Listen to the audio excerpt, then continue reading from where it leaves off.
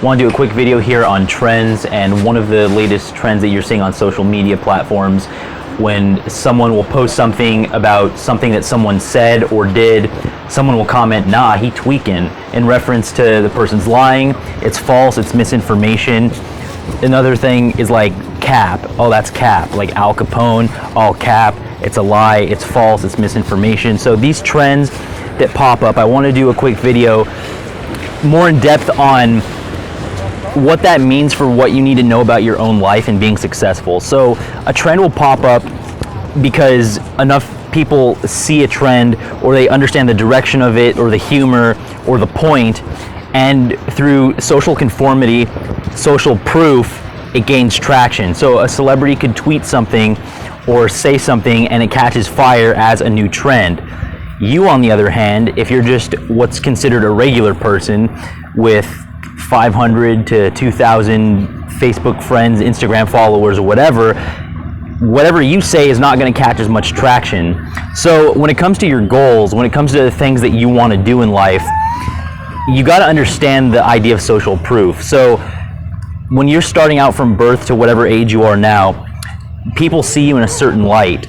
So you have this vision that other people don't see or get. You have this goal in mind. You have something you want to do. Or maybe you don't even know now and it comes to you later in life, months down the road, years down the road, whatever, but people have already evaluated you a certain way. They see it in a certain light. So you're trying to tell someone you're going to write this book, you're going to do this music, you're going to start this business, you're going to do something that they don't think is your level or that you can do or that's attainable, or they say, oh, that's a 1 in a million thing.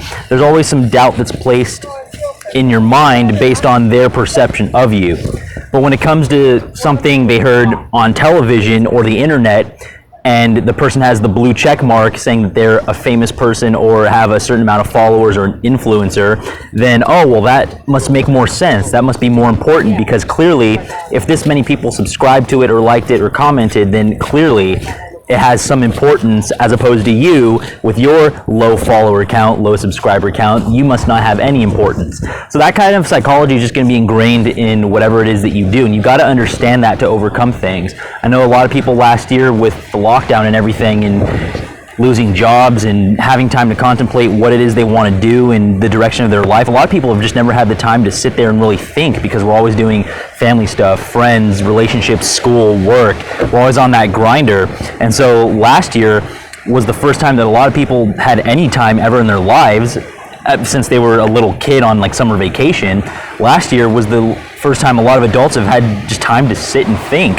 And then maybe the mind starts going like, wait, maybe I could do this side hustle. Maybe I could do this business. Maybe I'm working this 9 to 5 now, but maybe there's something on the horizon for me years down the line if I, instead of just taking 2 days off on a weekend to just relax because I'm tired for work, maybe I could take one day and work on my own stuff and then take one day off or do chores or whatever. So people, for the first time in a while, a lot of people have the first time to think, but then they go with this new idea of theirs and it gets shot down because they go to the family member or the friend or the classmate or the coworker or the neighbor, the hometown local, and they just remember you when you were 3 and you broke that one piece of furniture when you were playing with your toy. So they just don't mentally see you as the adult trying to do whatever it is that you're trying to do.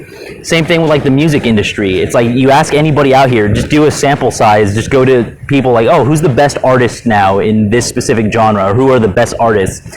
Likely, just go to your car, turn on the radio, whatever the most popular radio stations are, FM, in your city.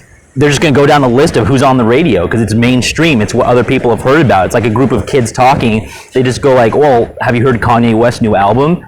Because it's a recognizable name that they can all have a conversation about and relate to. But if it's a high school classmate or a college classmate who did marching band that's trying to do music for a living, they just think, oh, that's band kid. You know, but it's music. It's the music you're supporting is you're supporting someone else. Someone else can support the person you know. So you got to understand the social psychology of that. I could just say right now, wow, nah, he's fencing. I just made up a new term. He's fencing, and it would catch on.